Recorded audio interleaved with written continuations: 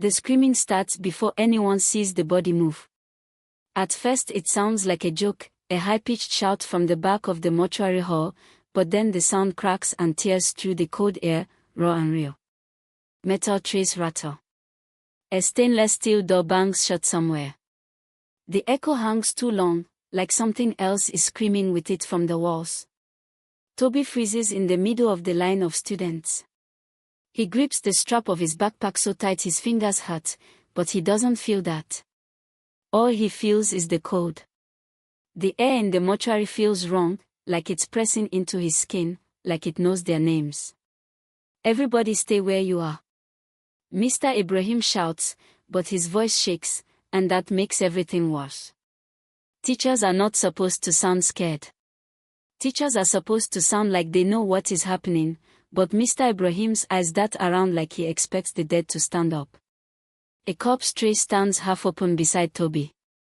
A pale hand sticks out, tagged with a white label around the wrist. He tries not to look at the fingernails, but his eyes keep dragging back, because he swears the fingers just twitched. Who screamed? The mortuary attendant barks. His name is Baba Kazim, and even his shadow looks old. Who shouted just now? Nobody answers, because now they all hear it. The soft, distant whisper. Not from any of them. Not from the living.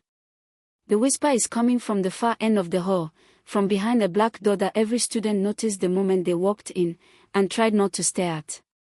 The black door with the rusted padlock hanging loose, like it was locked before but is just pretending now. The door the attendant warned them about as soon as they arrived. The ghost room, he had called it, half joking, half dead serious. Nobody goes there. Now the padlock is on the floor. And the door is open just a little. Just enough to show darkness breathing behind it. Tobi's heart kicks hard against his chest, because he knows something nobody else here knows. He knows the door was shut when they entered. He knows the lock was still on. He knows, because 15 minutes ago, he was the one standing closest to it, feeling it pulling his eyes, feeling it calling his hand. And he knows one more thing. He was the one who touched it. 15 minutes earlier. Tobi walks into the mortuary with his classmates, and the cold hits him like a slap.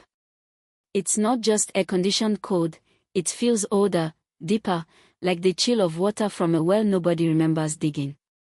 He hates that he's here. He hates that this is what the excursion letter meant by medical facilities tour.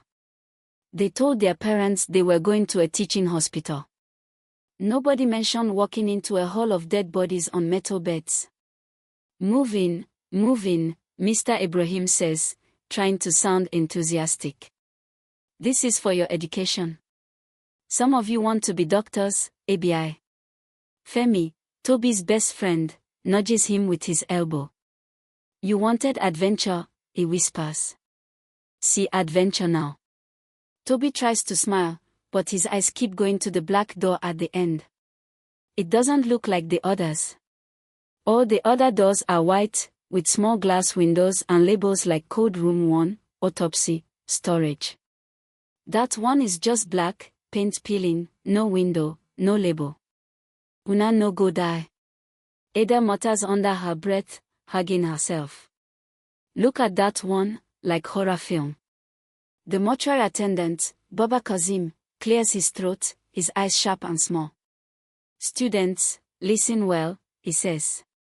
This place is for the dead and for the people who walk with the dead. You respect it, and it will respect you. You misbehave, and, well. He lets the sentence hang in the air like something heavy waiting to drop.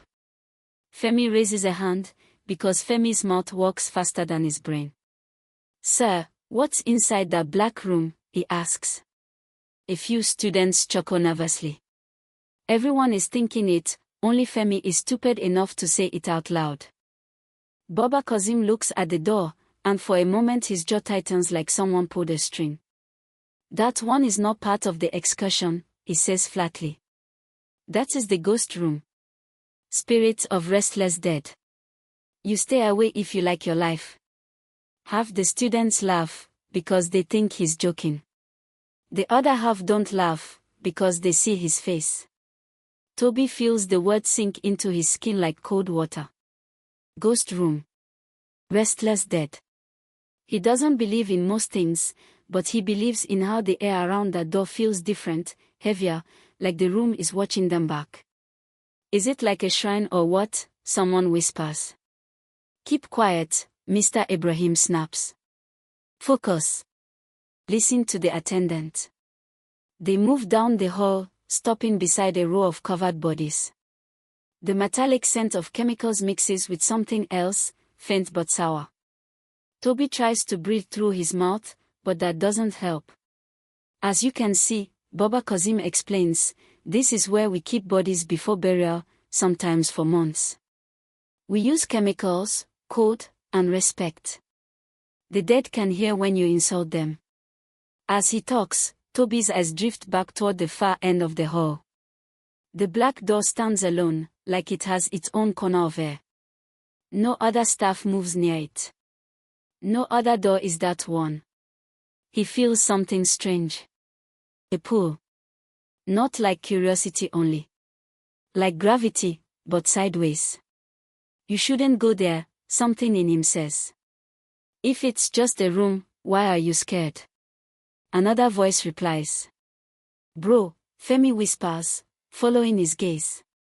Forget that place, Jay. See as the thing they look like it wants to swallow person. I'm not going there, Tobi says quickly. Too quickly. And, nobody send you, Femi mutters, but his eyes flick there too, as if his mouth refuses to match his thoughts. Mr. Ibrahim and the attendants move the group further along, showing them code chambers and explaining tags and procedures. Tobi walks with them physically, but his mind stays with the black door. Every time he turns away, he feels the back of his neck itching, like something is staring at him from that direction. Like the room knows his name already. They reach a corner where two metal cabinets stand open. Mr. Ibrahim starts asking some question about formalin, and half the students pretend to pay attention. The other half are fighting nausea. Ehen, we will split into small groups now, he says after a while. Group A will follow me to the code room. Group B, wait here with Baba Kazim. The class divides. Movement, shuffling, whispers. Tobi finds himself in Group B, which means he stays. Group A follows Mr. Ibrahim around the corner, disappearing from sight. For a moment, there are fewer bodies, fewer eyes on him. The mortuary feels quieter. Too quiet. Baba Kazim turns his back to them to pick up some forms from a desk. Femi leans closer. Guy, I won't check that side small, just look, he says, nodding toward the ghost room. Tobi's chest tightens. Are you mad? Relax now, Femi grins, but the grin is thin. I won't open it. Just go near, see whether you will feel something. Before Tobi can answer, a girl named Amoka snaps, both of you, stop it. Don't go and carry curse home for your mothers. Her words sting, but they stick. Curse. Mothers. It makes everything suddenly feel more real. Forget it, Tobi mutters, trying to close the gate in his mind that keeps swinging open. But then something happens. The overhead light flickers. Just once. Quick. But in that blink, Tobi thinks he sees movement by the black door. When the light steadies again, the padlock on the door looks different. Was it always hanging open like that? He feels sweat on his palms now, even in the cold. Something in his chest whispers, go and check. Just look. Don't touch anything. Prove to yourself it's just a stupid door. Baba Kazim is still facing away, flipping through papers. Group B are murmuring among themselves, their backs turned. Tobi takes one step. Then another. Guy, Femi whispers, but this time he doesn't try to stop him. His voice is more curious than afraid, and that annoys Tobi, because now he has an audience. He walks down the center of the hall toward the black door. Each step echoes louder than it should. Even the fridges that hum around them sound like distant insects now. The closer he gets, the colder it feels. Not normal cold. Quiet cold. The kind you feel before a storm. From here, he can see the padlock clearly. It isn't fastened. It hangs from the latch like someone changed their mind halfway through locking it. You see, he whispers to himself. It's not fully closed. That's why the attendant was dramatic. Maybe they store something there. He reaches the door. Paint flakes under his fingers when he touches it. It feels dry and oddly warm, like a hand with no blood in it. Come back, Ayodare hisses from behind, her voice sharper than he has ever heard it. Tobi, I'm serious. Don't annoy God today. He wants to listen. But he also wants to silence the fear rising in his throat like smoke. So he does something small. Something that feels harmless. He pushes the door. Just a little. It moves without resistance. The darkness inside yawns open, thick and heavy, like air that hasn't been touched in years. No light switch by the door. No bulb glow. Just layers of blackness stacked on each other. The smell is different here. Not chemical. Not rotten. Just old. Dusty. And something sweet, faint and rotten at the same time, like flowers left on a grave and forgotten. Tobi squints, trying to see into the room. He waits for his eyes to adjust, but the darkness doesn't want to give up anything. Behind him, someone whispers a prayer under their breath. You don't look, Femi says softly. You've proved your point. Close it and come back. That should be the end. It almost is. But then Tobi hears it. Soft. Right by his ear. From inside the room. His name. Tobi. He jerks, almost dropping his bag. The voice is calm, like someone familiar calling from a distance. Not a whisper from hell. Just a voice. Who's there? He breathes. No answer. He glances back at his classmates. They're all staring at him now, eyes wide, mouths tight. None of them called his name just now. None of them are close enough. Tobi, the voice says again, a little louder this time. Something moves in the darkness. A suggestion of a shape. Shoulder height. Like a person standing just beyond where the light can reach. He tells himself it's his imagination, a trick of the shadows. But his feet are already inside before that thought finishes. One step. The air in the room wraps around him like cold cloth. He takes another step. Now the hall behind him feels far. Too far. The sound of the outside world muffles suddenly, like he has walked underwater.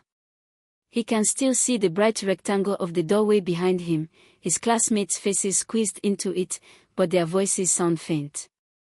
Tobi, come out. Aydare's voice reaches him, but distant, like it's coming through a wall. He raises a hand, half to reassure them, half to feel his way forward. His fingers brush against something hanging from the ceiling. Rough rope. Cloth. The smell of stale incense hits him. His heart starts pounding so loud he can feel it in his teeth. He's about to turn back when something gently, unmistakably, touches his hand in the dark. A smaller hand. Cold. Holding his fingers like it's greeting him. He tries to snatch his hand away, but whatever is holding him doesn't let go immediately. For a heartbeat, there is contact. Skin to skin. And in that moment he sees it. Not with his eyes, but inside his head.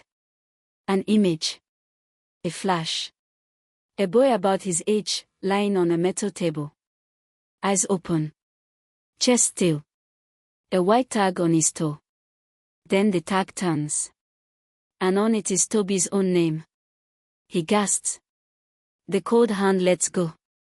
He stumbles backwards blindly, crashes into the doorframe, and falls out into the main hall. The bright fluorescent light slaps his eyes.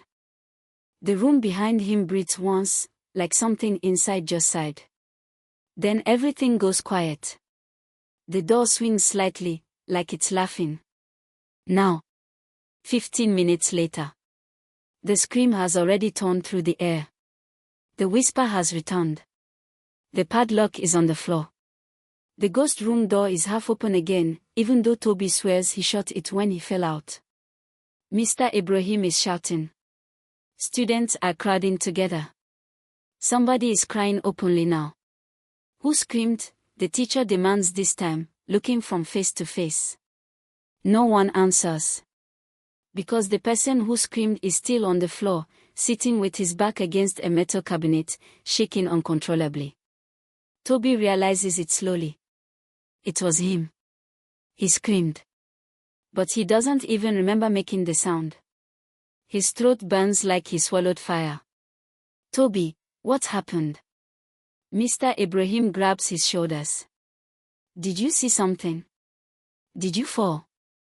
He tries to speak, but the words get stuck. He glances toward the black door. It seems closer now somehow, like the hole got shorter. The whisper comes again, brushing the inside of his skull. You came in, it says. Now we can come out. He flinches so hard he nearly hits his head against the cabinet. Look at me, Mr. Ibrahim insists.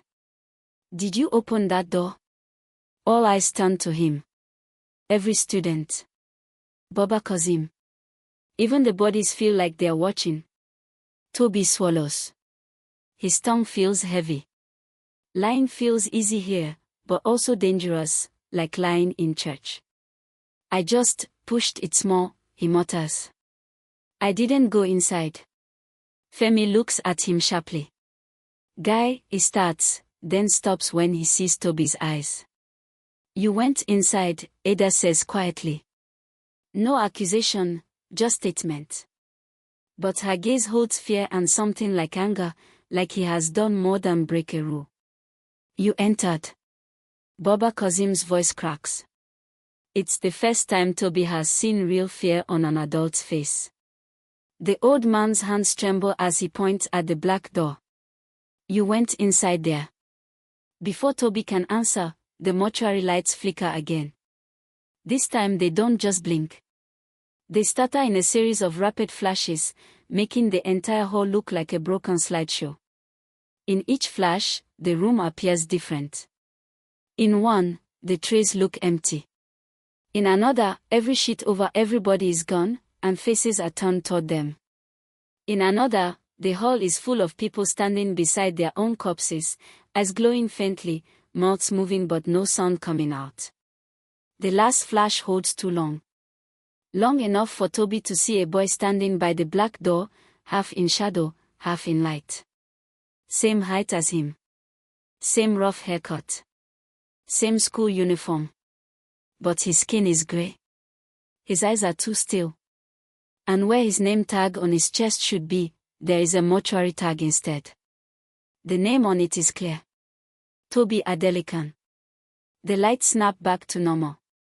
The hall is just a hall again. Sheets over bodies. Metal trays. Students shaking. But the boy by the door is gone. Like he was never there. Somebody starts shouting Jesus repeatedly. Somebody else throws up on the floor. You children don't understand what you have done, Baba Kazim whispers, clutching the string of faded prayer beads around his wrist so hard they dig into his skin. Spirits in that room are not buried. They are not named. They are waiting. Waiting for what? Femi asks, though his voice suggests he already knows he doesn't want the answer. For somebody to open the door fully, the old man says. For somebody whose name is not finished yet. Somebody whose life can still be exchanged. The word exchanged hangs there, heavy, pressing on their chest. Tobi feels his stomach turn to water. He wants to say it's nonsense, old man talk, but then why is his heart racing like a trapped animal? Everybody out, Mr. Ibrahim says suddenly. He's sweating now, tie crooked, eyes wild. Excursion is over. Out, out, out. The students don't argue. They rush toward the exit, pushing, tripping over bags and each other, desperate to be anywhere else. But as Tobi stands, he feels something grip his ankle. He looks down. Nothing is there. Nothing they can see. Just his own shoe, and the clean, cold floor.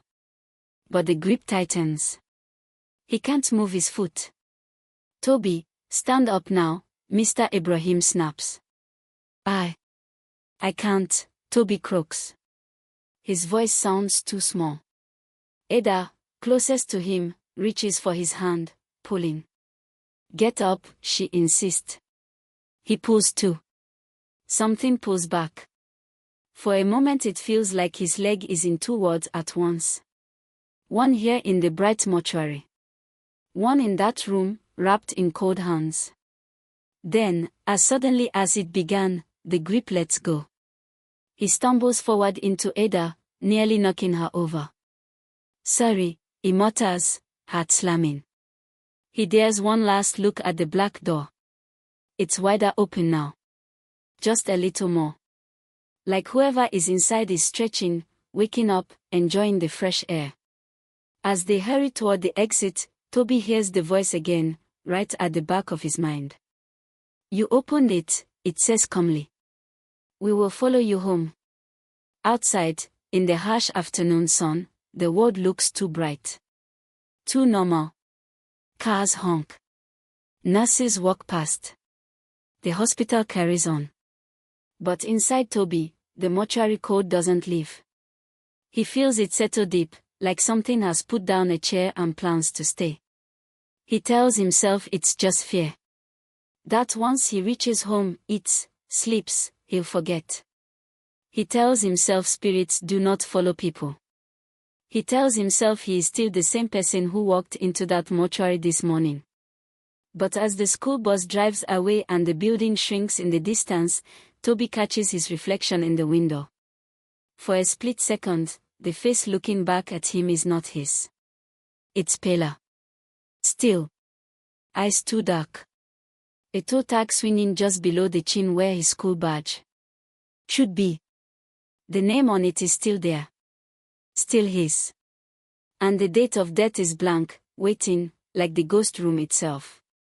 On the bus ride back, nobody talks the way they did in the morning. No singing. No loud gossip. No stupid jokes about who will faint when they see blood. The bus feels like a moving coffin. Just breath, engine, and the low murmurs of prayers people think are too quiet to be heard. Tobi sits by the window, but he isn't looking outside anymore. He's watching his own reflection. Watching for it to change again. It doesn't. It's just his face now. Brown skin. Slight scar on his chin from falling off his cousin's bicycle at age 9. School badge still pinned on his chest. No tag. No gray skin. No dead eyes. He tells himself he imagined it. The mortuary messed with his head. That's all. Guy, Femi says quietly from the seat beside him. Are you okay? Yeah. Tobi's voice sounds hollow to his own ears. I'm fine. Liar. Femi gives a dry half laugh. I've known you since JSS 1, you can't lie for nonsense. You're shaking like generator way field day finish. Tobi looks down. His hands really are trembling a little. He clenches them between his knees. What did you see inside that room? Femi asks, but not loudly enough for others to hear. There it is. The question that has been pressing against the inside of Tobi's skull since he stepped out of the mortuary. He opens his mouth. Closes it. If he says it out loud, it sounds more real. More fixed. I didn't see anything, he mutters instead. It was just dark. You're still lying, Femi says softly, but he doesn't push again. His eyes, though, keep drifting to Tobi's face, like he's memorizing it, like he's afraid he'll blink and it will be gone. From the front of the bus, Mr. Ibrahim clears his throat. Everybody will keep this excursion respectful, he says, but his voice lacks its normal authority. No scary stories at school. No mocking the dead. What happened at the mortuary stays there. You hear? Amoka snorts.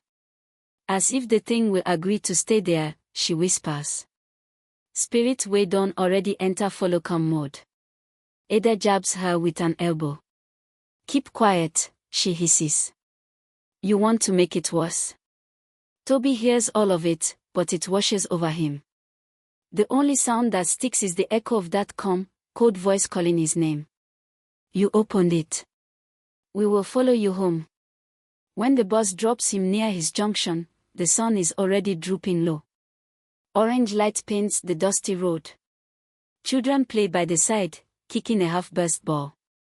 Women sell roasted corn and plantain. Someone's radio blasts a Fuji song. Everything is normal. Too normal. The world has no idea what he did this afternoon.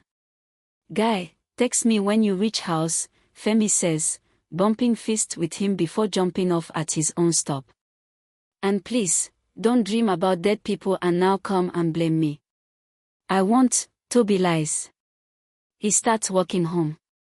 With each step, the mortuary feels a little farther away, like it's a story he heard instead of something he lived. Until he passes a small, dusty mirror shop and catches his reflection again. For a heartbeat, there are two of him. One facing forward. One turned slightly, like someone standing just behind his right shoulder, half in his skin. He blinks, and it's gone. He nearly crosses the road without looking. A motorcycle skids to a stop in front of him, horn blaring. Are you blind? The rider shouts, cursing. Sorry, Tobi murmurs, heart slamming against his ribs, and steps back onto the pavement. As the motorcycle speeds away, he hears it again. A soft chuckle, right next to his ear. It's not his. By the time he reaches their compound, sweat is sticking his uniform shirt to his back, but he still feels cold inside. Welcome, his mother calls from the veranda, shelling beans into a basin. How was your excursion? For a second, Tobi just stares at her. Her face, the lines by her eyes when she smiles, the way her wrapper is tied. It hits him how unreal everything feels in comparison. Like she belongs to a different world now. One where morgue doors stay closed. It was fine, he says. His voice sounds like it's coming from a tunnel. Hospital stuff. Very boring. Good, she says, still picking beans. Boring is safe. Go and change, then come and help me. He nods and slips inside. His room smells like himself. Soap, dust, a hint of his cologne. The familiar clutter of books and clothes suits him a little. He shuts the door fully. Then, for no reason he can explain, he opens it again slightly. He doesn't like closed doors right now. He changes out of his uniform quickly. When he pulls his shirt over his head, he glances down at his chest. He actually expects to see a tag. White. Plastic. Looping around his neck. Nothing. Just skin. He laughs once, quietly, but the sound is too thin to be comforting. On his desk, his phone vibrates. He grabs it like a lifeline. One new message from Femi. Bro, you good? No jokes.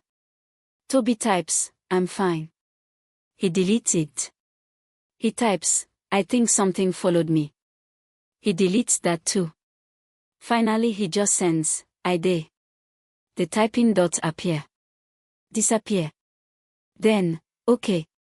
If anything funny happens, call me before you die. Watch out for part 2. Remember to like, comment and subscribe so you can continue to enjoy more captivating stories like this one.